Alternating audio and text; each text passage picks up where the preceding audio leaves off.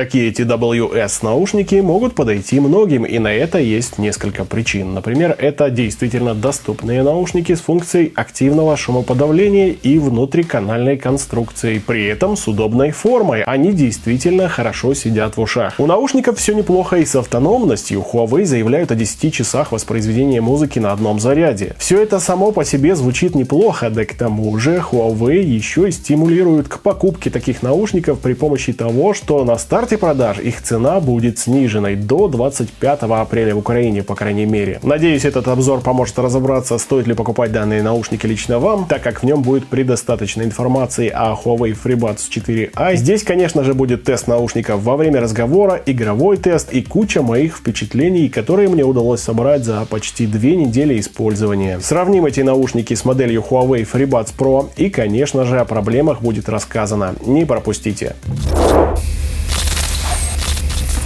Huawei FreeBuds 4i – это наушники, которые помогают не только слушать музыку и смотреть видосики, но и делать это, уменьшая уровень окружающего шума благодаря именно функции активного шумоподавления. Об этом указано на упаковке наушников. Кроме того, здесь сказано о 10 часах прослушивания на одном заряде, качественном звучании, функции быстрой зарядки за 10 минут до 4 часов прослушивания и функции подавления шума во время звонка. Внутри коробки есть 3-амперный кабель Type-C приличной длины, который как раз таки подходит для быстрой зарядки наушников. А еще здесь есть 2 пары дополнительных сменных резинок разного размера. Ну и сами наушники с кучей документов тоже находятся здесь. Кейс наушников — это симпатичная обтекаемая штука в форме морской гальки. На нем есть кнопка для подключения наушников, светодиод для индикации заряда и разъем Type-C. Кстати, в обзоре уважаемого мной Вадима Ищенко с канала, кажется, Protec, вроде бы так он называется, была информация о том, что крышка у кейса наушников достаточно сильно люфтит. Но и на самом деле у крышки есть небольшой люфт, хотя я бы не назвал его каким-то слишком невыносимо раздражающим. Сами наушники немного по форме напоминают стандартную проводную гарнитуру Huawei из комплекта смартфона. И я немного насторожился, ведь она мне была жутко неудобной, но как раз с этим все оказалось в порядке. Наушники очень комфортно сидят в ушах, никакого неудобства, и если вы нормально относитесь к внутриканальной конструкции, то эти, скорее всего, вам подойдут. По крайней мере, у меня все именно так. А комфортная посадка наушника в ухе, она, поверьте, дорогого стоит, особенно в случае с TWS наушниками. Учитывая мой опыт с парой десятков разных беспроводных наушников, я вам точно скажу, что далеко не все так хорошо держатся в ухе и при этом практически совсем там не ощущаются. Ну, по крайней мере, они точно не давят и нету каких-то болевых ощущений, а иногда такое бывает. Для качественного звука у наушников используется динамик с диафрагмой из полимера. Драйвер здесь 10-мм, звучание действительно достойное. Среди других относительно доступных наушников эти будут отличаться хорошим объемом, хорошо звучат частоты во всем спектре и даже есть определенная фирмовость в звучании этих наушников. Они одинаково отлично передают звучание фильмов и музыки и даже в чем-то умудряются приукрашать звук, не привнося искажений, например, шипящих согласных. Наушники подключаются к смартфону при помощи Bluetooth 5.2, и по качеству сигнала к ним никаких претензий у меня нету. За время использования ни прерываний сигнала, ни рассинхронизации между наушниками не происходило. У наушников есть датчик определения положения, они умеют ставить треки и видео на паузу при извлечении из уха и включать их обратно, когда наушник снова в ухе. На форумах я встречал претензии о том, что эта функция срабатывает нестабильно. Так вот, проверял я это и вдоль, и в поперек, и никаких проблем с функцией автопаузы не обнаружил, хотя, возможно, это благодаря новой прошивке, которая прилетела как раз в тот момент, когда наушники были у меня. Кстати, о программной части. Для настройки наушников можно использовать программу Huawei AI Live. Там можно выбрать режим шумоподавления. Это может быть прозрачный режим, в котором становится лучше слышно звучание окружающей вас обстановки. В таком режиме можно, например, разговаривать с человеком, не вытаскивая из ушей гарнитуры, ведь она за счет амбушюр неплохо перекрывает любой звук извне, и действительно такой режим с такой шумоизоляцией может пригодиться. Ну и второй режим, который можно выбрать в приложении, это шумоподавление. Чтобы примерно на словах передать вам ощущение от эффекта шумоподавления наушников, объясню это так. Когда работает шумодав, то громкий голос в комнате превращается в наушниках в шепот, который еле слышно. А на улице, например, возле шумной дороги, автомобильный гул становится сильно тише и при этом почти полностью теряет низкие частоты. В общем, когда у наушников есть активный шумодав, то иногда в них хочется просто посидеть или походить, при этом не слушая музыку, а просто для того, чтобы побыть в тишине.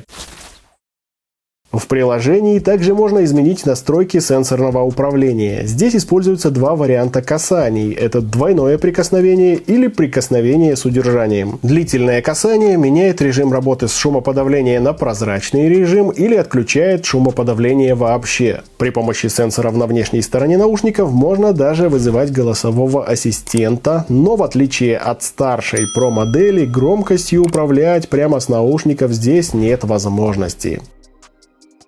$300 в гривнах. При открытии кейса на смартфоне может появляться всплывающее окно с информацией о заряде наушников и кейса. Правда, такое будет доступно далеко не для всех смартфонов. Здесь речь только о Huawei смартфонах с оболочкой EMUI 10 или выше. Хотя сами наушники и их активное шумоподавление можно использовать абсолютно с любым смартфоном на любой операционной системе. Автономность наушников не разочаровала. Они на самом деле работают до 10 часов без шумодава или больше 7 часов с активным шумоподавлением. Уточняю, это на одном заряде самих наушников, а ведь их можно еще и дозарядить от кейса. И вот здесь как раз таки немного жаль, что у аккумуляторного кейса далеко не самая большая емкость встроенного аккумулятора. Это 215 мАч. При этом у каждого наушника емкость встроенного аккумулятора 55 мАч. И это значит, что даже в идеальных лабораторных условиях наушники от кейса удастся зарядить всего 2 раза. В то время как, например, у FreeBuds Pro аккумулятор кейса обладает более чем удвоенной емкостью. И это, естественно, совсем по-другому сказывается на общей автономности. В качестве компенсации не самой большой емкости аккумулятора здесь реализована быстрая зарядка, и, как уже говорил, это 10 минут зарядки и 4 часа прослушивания. Правда, цифра эта при использовании без шумодава, а вот с шумоподавлением этот результат немного более скромный, на уровне 3,5 часов. Хотя это тоже неплохо, некоторые дешевые наушники работают на 100% заряда столько же или даже меньше, а тут еще и шумоподавление. А сейчас предлагаю послушать и сделать выводы про качество звука во время звонка через наушники. Будет 2 части записи со включенным и выключенным шумоподавлением. В данный момент я совершаю звонок, находясь в достаточно шумном месте. Если быть точным, то я стою на краю оживленной дороги. Здесь просто неимоверное количество транспорта. Совершаю звонок при помощи наушников Huawei FreeBuds 4i. И вы можете слышать, как они себя ведут при звонке из шумного достаточно места. Вокруг достаточно сильный ветер, потому все условия для того, чтобы помешать совершению хорошего звонка. Но я надеюсь, что качество связи будет достойным. В текущий момент я совершаю звонок с активным шумоподавлением.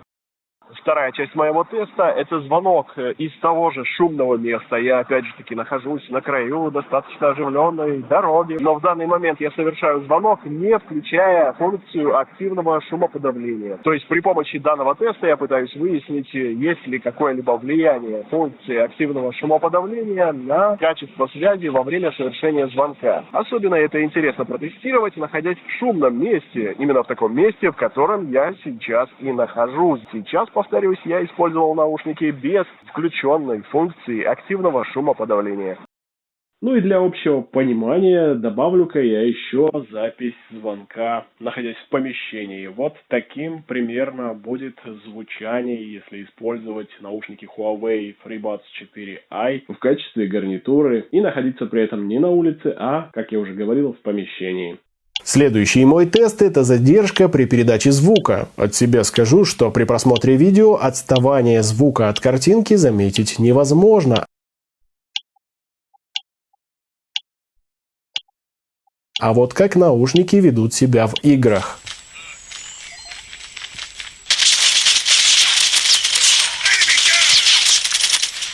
It's too close.